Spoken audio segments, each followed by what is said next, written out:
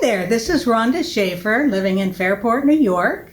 Today I'll be talking about how important it is to take a breather and remember what's important in life. If you are struggling to find the time to do recreational activities or just chill out, this is the place to be. A poem written by S.C. Laurie from Butterflies and Pebbles speaks of things I wish I understood better many years ago. It goes like this. Go into this week with the attitude that your peace, your health of mind, and your heart mean more than getting everything else done.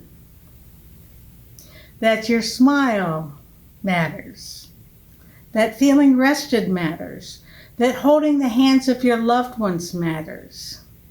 So pause lots. Function at a pace that makes you feel good inside. The things that make you feel alive. Give time to those things this week. Make time the gift it is by giving it to what really matters to you. Like my dad frequently said, time passes faster the older you get, so appreciate this day.